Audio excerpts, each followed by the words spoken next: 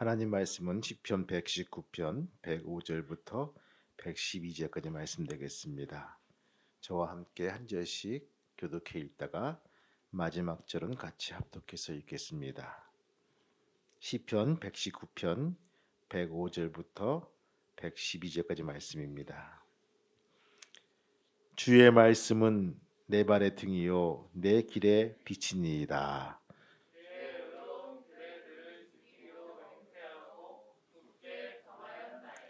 나의 고난이 매우 심하오니 여호와여 주의 말씀대로 나를 살아나게 하소서.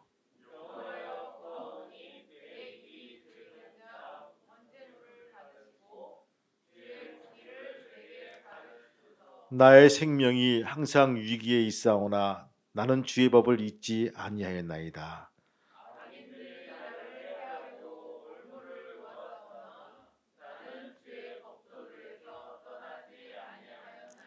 주의 증거들로 내게 영원히 나의 기업을 삼았사오니 이는 내 마음의 즐거움이 됨이니이다.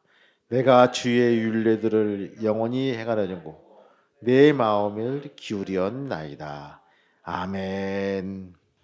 옆 사람 인사하시겠습니다. 축복합니다. 감사합니다. 주무로 예배드린 여러분 반갑습니다. 자, 오늘 말씀이요 주의 말씀대로입니다. 주의 말씀대로 우리가 어떻게 살 것인가. 요즘은 이런 생각이 들어요. 과연 내가 누굴까? 예배드린 나는 무엇이고 세상에 있는 저들은 무엇이고 이게 뭘까? 하나님께 기도해봐서 하나님, 저들은 정말 잘 놀고 잘 먹고 하나님도 안 믿는데 우리는 주일날 교회 와서 예배드린 것이 난 뭡니까? 좀 억울합니다.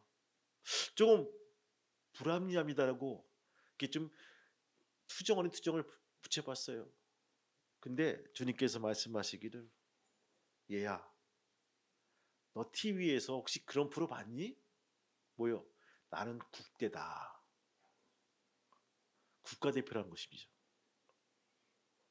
여러분, 그 스키 선수가 이 조그마한 국가 태국기 마크 이게 단 것이요 우습게 보이죠.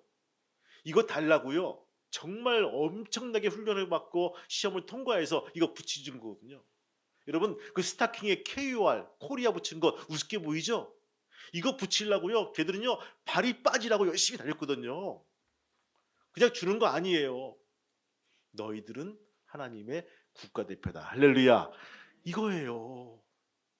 자부심 가져라는 거예요. 그거 부러워하지 말고 너희는 뽑혀서 왔다는 겁니다. 그때부터 마음이 즐거웠습니다. 괴로운 마음이 이제 한층 놓아졌어요. 왜? 국가대표들만 모아뒀으니까. 잘하겠지? 잘할 수 있을 거야. 이 마음을 가지고 묵기를 시작합니다. 여러분, 도스토옙스키는요 혹시 사진 있습니까? 예. 여러분 얼굴 보니까 누구 같습니까? 옆집 아저씨 같죠?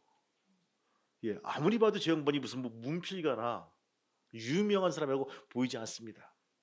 16세 때 아버지가 농노들에게 살해당한 것을 봅니다. 마음에 분노가 가득해 있던 그런 글을 쓴다고 교만할 때가 이를 수 없었죠. 아버지를 죽인 사람들을 기억하면서 사회주의 운동을 뛰어들다가 체포되어서 시베리아로 유배를 떠나게 됩니다. 젊은 작가로서 명성을 떨쳤지만 알아주는 이 하나도 없이 유배 생활을 하게 됩니다. 낮에는요 강제 노용에 시달렸고요. 밤에 되면요 어둡고 추운 골방에서 외로이 인생을 달래고 있으면서 한숨을 쉬고 있었습니다. 그때 누군가에게 찾아와서 성경책을 건너봤습니다. 저녁마다 그런 성경책을 골방에서 읽기 시작합니다. 읽는 가운데 하나님의 음성을 듣게 됩니다. 하나님 앞에서 양심이란 것을 생각해 보게 되었습니다. 욕심이 잉태한즉 죄를 낳고 죄가 장성한즉 사망을 낳느니라. 이 말씀에 꼭 붙잡혔습니다. 성경의 진리를 문학적으로 설명할 수 있을까 고민합니다.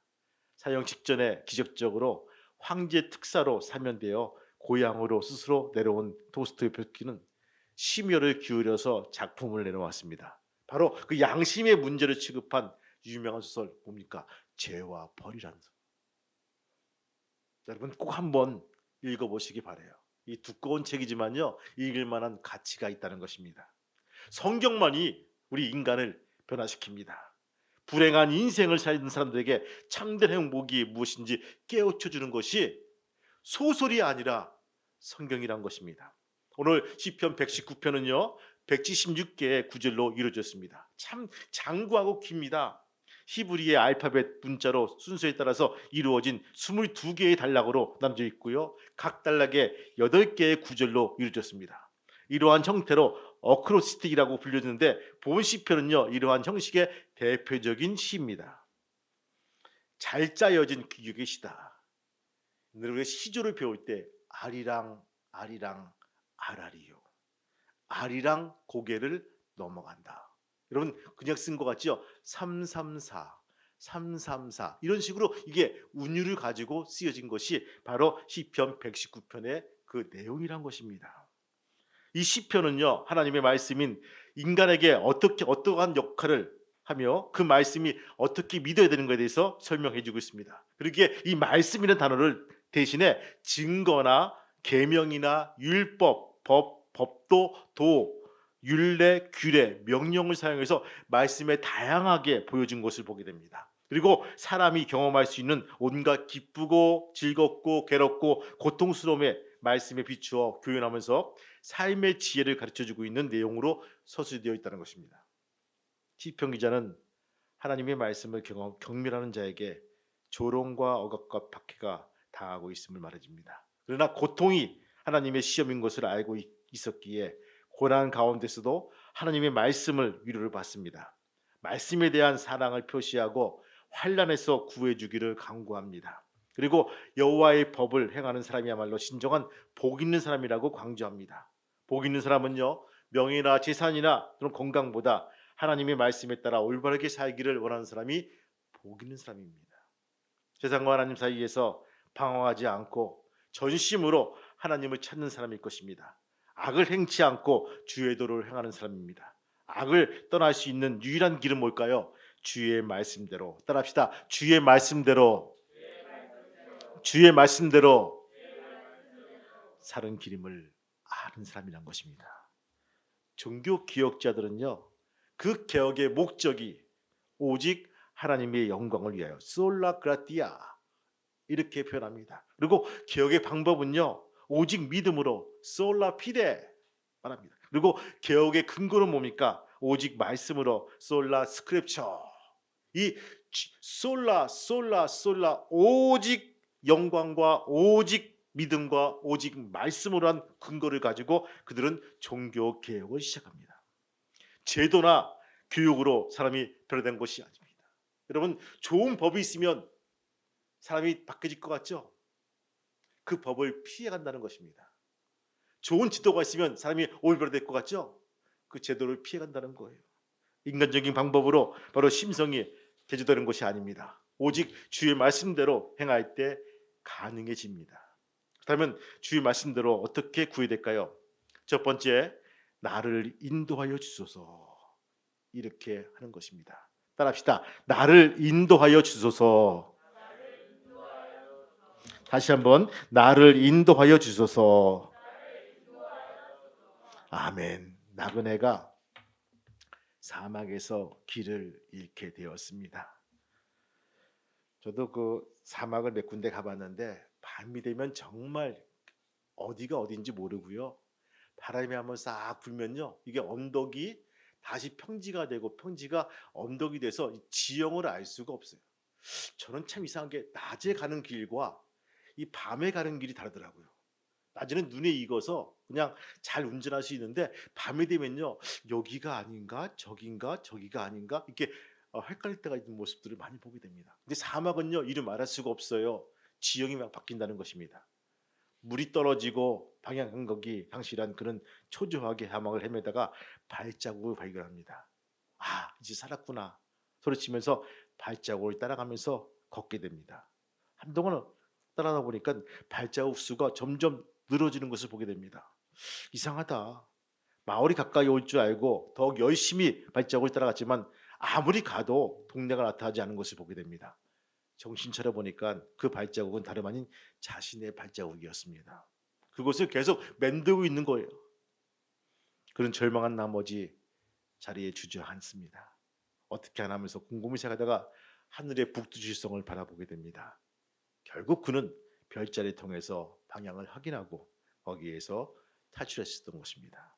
본문 105절 한번 읽어볼까요, 여러분들? 105절 말씀 읽어볼까요, 같이? 주의 말씀은 105절 시작. 주의 말씀은 내 발의 등이요 내 길의 빛이니이다. 오늘 시편 기자는 말합니다. 인생의 안내자는요 하나님의 말씀이라고 고백합니다. 내 발의 등이란 것입니다. 칠흑같이 어두운 그런 어둠 속에 내 발의 등이 있다는 거예요. 그다음에 내 길에 빛이 비치다. 얼마나 밝겠습니까?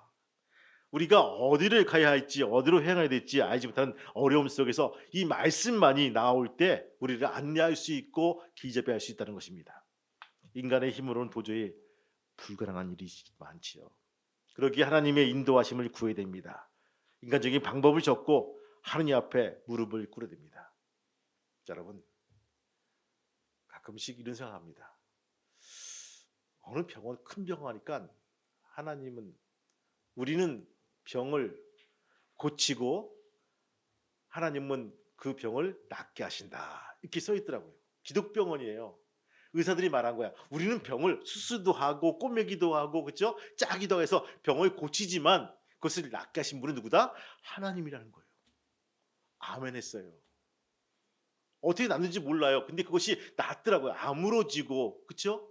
피가 통하고 활기가 돋고 야 기가 막히다. 우리를 만드신 분이 하나님이십니다. 우리 가운데 나침반을 또 주시고요. 자명종을 주셨어요. 난 마음 먹으면 돼요. 새벽 5시에 분명히 일어날 거야. 하나님 좀 깨워주세요 하면요. 기가 막히게 5시에 종이 울리는 거야. 때리는 울리는 거야. 누가 깨운 것도 아닌데. 눈 뜨면 5시예요. 마음 먹기에 마음을 먹고 우리가 하나님께 기도하면요. 이루어진다는 거예요. 우리가 하나님 말씀을 가지고 내가 올해 1독, 2독 하겠다라고 마음 먹으면 이루어진다는 거예요. 제가 온 가족이 이제 성경책을 가지고 우리가 한 60일, 30일 동안 1독을 하셔가지고 부지런히 읽었어요. 읽고 있어요. 한 장, 하루에 한 30장씩 이상. 안 될 것 같죠? 우리 보통 하루에 3장 읽으세요, 5장 읽으세요 하잖아요. 근데 딱 정해진 게 있더라고요. 하루에 30장 가지고 정해지니까요. 앉아가지고 꼬박 읽게 돼요. 다른 거 안 하고 읽으면 되는 거예요. 읽혀지더라고요. 근데 중요한 것은 내가 마음을 안 먹기 때문에 안 읽혀진다는 거예요. 여러분들 하루에 밥을 몇 개 먹습니까? 많이는 5끼도 먹는 사람도 있어요. 괜찮아요. 용서가 되니까. 보통 사람은 3끼 먹어요. 그다음에 요새는 한 2끼 정도 먹어. 어떤 분은 1끼도 먹어요. 왜 아침 안 먹고 점심 잘 먹고 저녁 굶고. 제 스타일입니다. 그래요. 저녁에 부대끼 가지고 잘 먹으려고 그래요. 점심은 잘 먹으려고 그래요. 아침은 덜 먹으려고 그래요. 속이 편해요. 아침이 편하고. 근데 어떤 분은 꼬집이 난 꼭 하루 3끼 먹어야 돼. 여러분 그 법은 없어요. 근데 하나님 말씀은요 꼭 읽으라고 되어 있다는 것입니다. 밥을 안 먹어도 성경책을 읽어야 될 부분. 근데 어떻게 마음을 안 먹는다는 거예요. 주님 나를 올 한 해 인도하여 주옵소서. 기도하시기 바래요. 눈을 떠서 성경을 보기 도와주시고 주의 말씀대로 살아갈 수 있도록 도와달라고 기도할 수 있는 귀한 우리 모두가 되기를 주님의 이름으로 축복합니다. 주의 말씀대로 살아가고 싶습니까? 말씀대로 살 때 빛 대신 주님으로 실족할 염려가 없다는 것입니다. 어두운 밤길에 넘어질 염려가 없다는 거예요. 낭떠러지에 곡떨어질 걱정도 없다는 거예요. 말씀이 우리를 하나님에게로 인도해주는 방향을 제시해줍니다. 나침반이 언제나 정북방을 가리키듯이 주의 말씀은요 항상 하나님에게로 가리키며 우리를 인도하기 때문에 우리에게 바른 길을 제시해주고 그 길로 몰아간다는 것입니다. 믿으면 아멘. 그 길로 갈 수 있는 귀한 저와 여러분 되시기를 주님의 이름으로 축복합니다. 두 번째 뭡니까? 나를 살아나게 한다는 것입니다. 우리가 어떻게 구해야 될까? 나를 다시 한번 살아나게 하신다. 1790년 영국 군함 바우틴호의 반란자 10명을 타히티 원주민 남녀 88명을 납치하여서 타히티 동쪽에 있는 위치한 케피안 섬에 들어가게 되었습니다. 인질로 삼아서 그들을 있는 거예요. 그들은 술을 만들어 먹기 시작했으며 매일 술에 취해서 인종 갈등 때문에 싸우고 서로의 것을 빼앗고 죽이기 시작합니다. 섬 그 자체가 밀폐되어 있기 때문에 그대로 지역이었습니다. 많은 사람이 죽고 난 후에 아담스라는 남자와 10명의 여자, 23명의 어린아이들이 살아남게 되었죠. 이 아담스는요, 죽은 사람의 소지품을 뒤져보니까 거기에 조그마한 책이 하나 있는 거예요. 보니까 성경책이었습니다.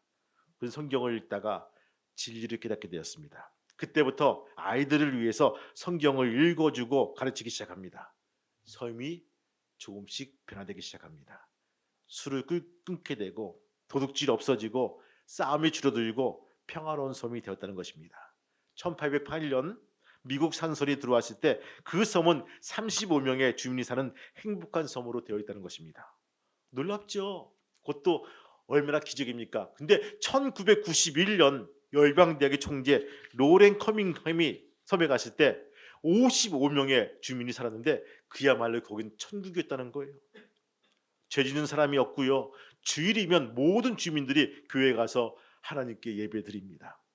그들은 교회 안에서 유리관을 만들어놨는데 그 안에 유리관 안에 자그마한 그 책이 들어와 있다는 거예요. 성경책. 처음에 그것을 발견하고 읽어줬던 성경책. 이 성경 때문에 우리가 이렇게 살게 되었습니다라고 그들은 고백을 합니다. 여러분 오늘 말씀 보세요. 107절 말씀 볼까요? 같이 107절 말씀. 107절 같이 읽겠습니다. 시작. 나의 고난이 매우 심하오니 여호와여 주의 말씀대로 나를 살아나게 하소서. 아멘. 밑줄 읽으세요. 여호와여 주의 말씀대로 나를 살아나게 하여 주옵소서. 하나님의 말씀은 삶에 소생케 하십니다. 본문에 기록된 시인은요, 참을 수 없는 고통 속에서 여호와여 주의 말씀대로 나를 살아나게 하소서라고 부르짖습니다. 여기에 이 살아나다라는 단어는 히브리어로 하야입니다. 하야.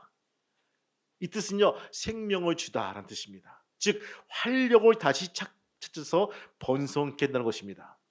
소위 말하면 뭡니까? 만병통치약이란 거예요. 여러분 그런 약은 없죠, 그렇죠?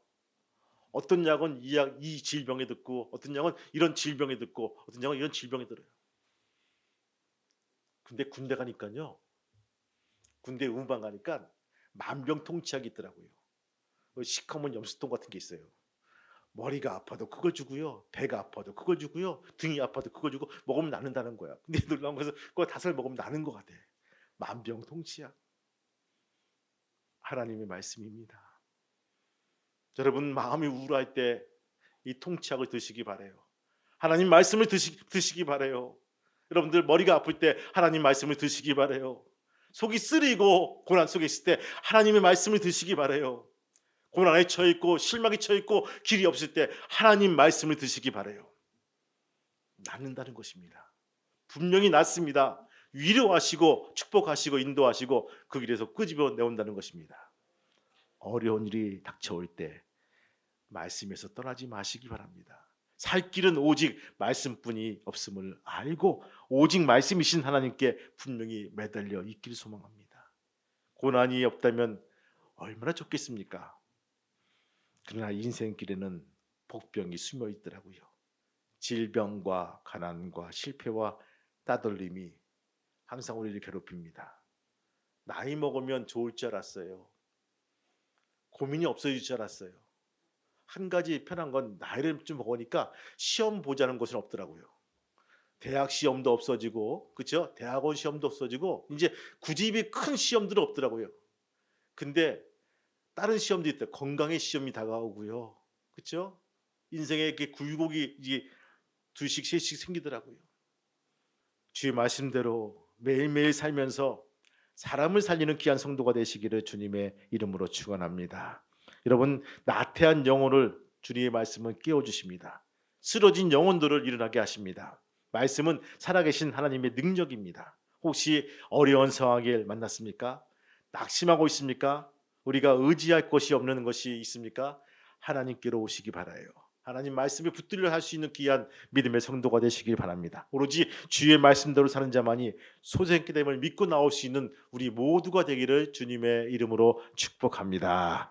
아멘. 아멘. 세 번째 뭡니까? 여러분들, 나를 즐겁게 하소서입니다. 한번 읽어볼까요? 111절 말씀 같이 읽겠습니다. 시작. 주의 증거들로 내가 영원히 나의 기업을 삼았사오니 이는 내 마음의 즐거움이 되니이다. 아멘.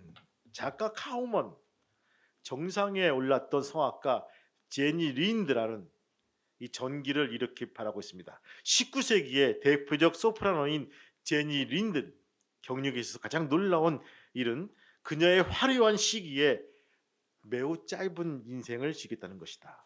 그녀는 오페라 극장에서 불과 2년을 노래했을 뿐이며 실질적으로 모습을 나타낸 것은 불과 5년밖에 안 되었다. 그리고 은퇴했다는 것. 그리고 그 수년간 그런 음악계의 모습을 나타나지 않았습니다.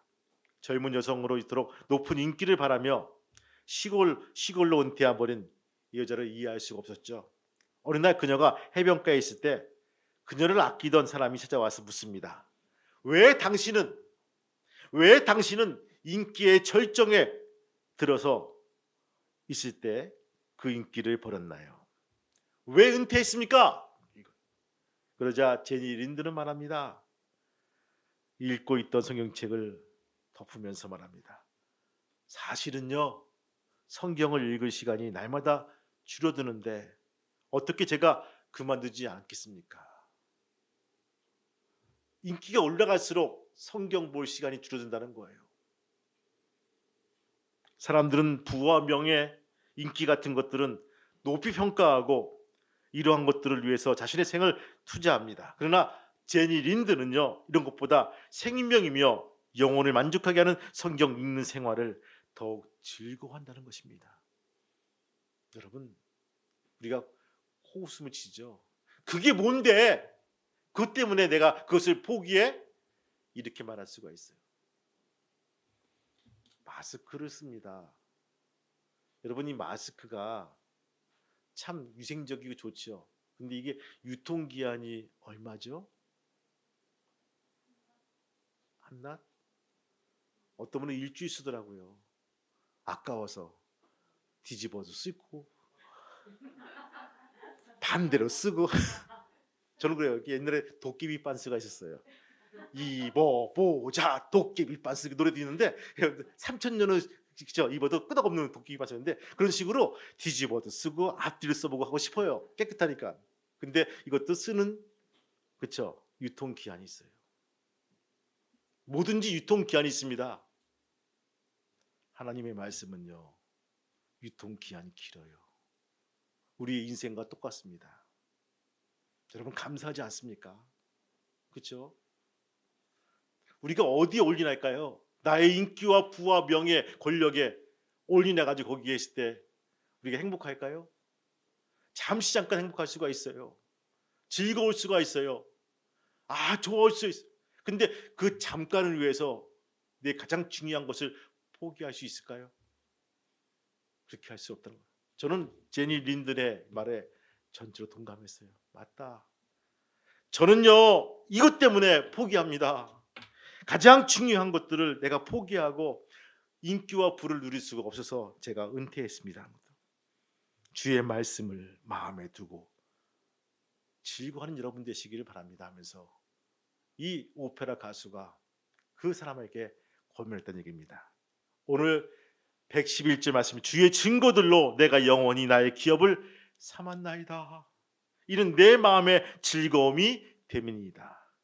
말씀으로 마음이 즐겁기에 시편 기자는요, 말씀을 영원히 소유로 삼겠노라고 고백합니다. 말씀을 기업으로 삼고 결코 소홀히 하지 않겠다는 다짐입니다. 유대인들은요, 조상으로부터 물려받은 기업은요, 그 어떤 경우라도 타인에게 양도하지 않고 끝까지 지켜야 합니다.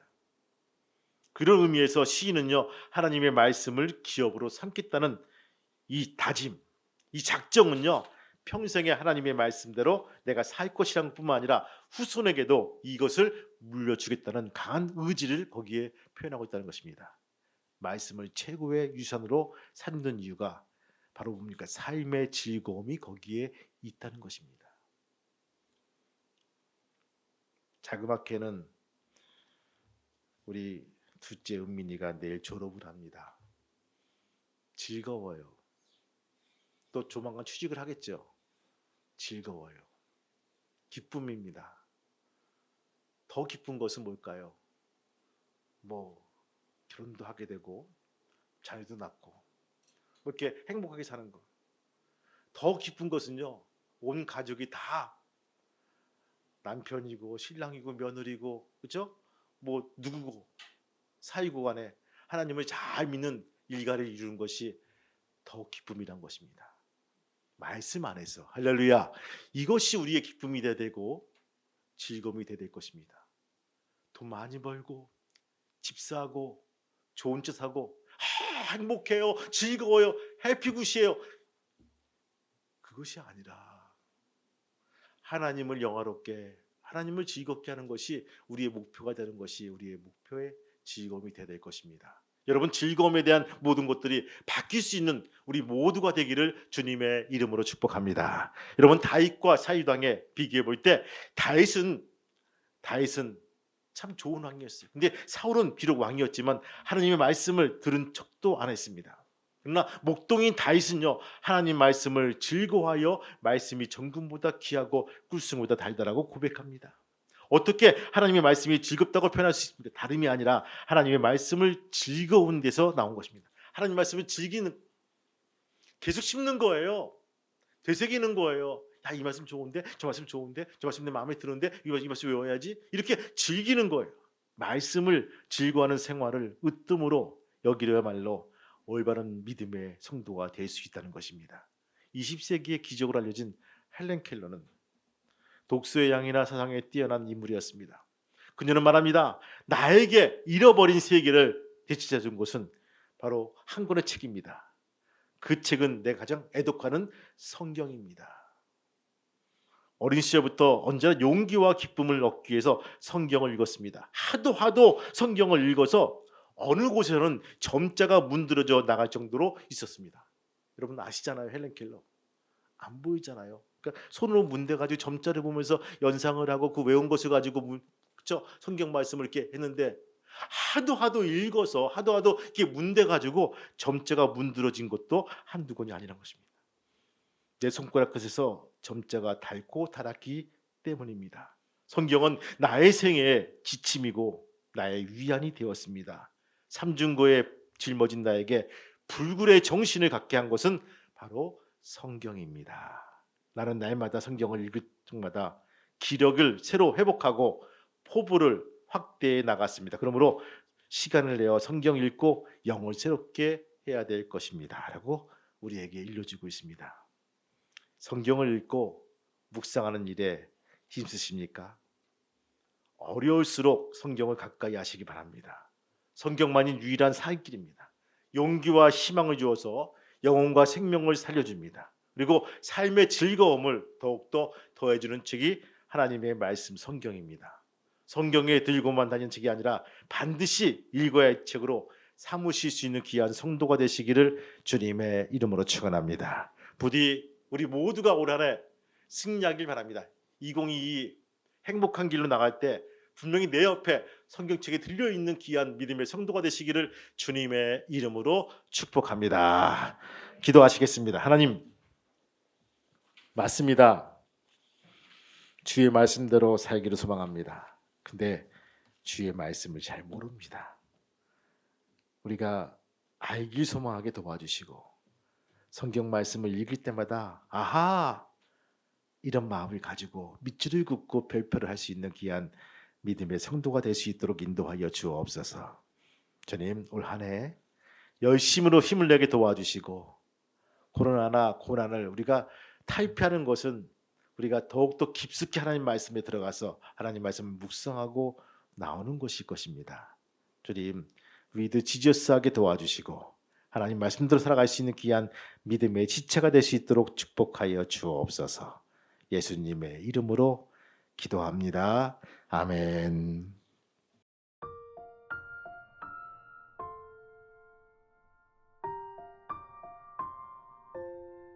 기도하시겠습니다. 하나님 감사합니다. 오늘 주의 말씀대로 다짐을 하고 살기로 결정한 아버지 이들을 세상에 파송합니다. 주님 말씀대로 살게 도와주시고 말씀대로 말하게 도와주시고 말씀대로 행할 수 있는 귀한 작은 예수의 삶이 될 수 있도록 축복하여 주옵소서.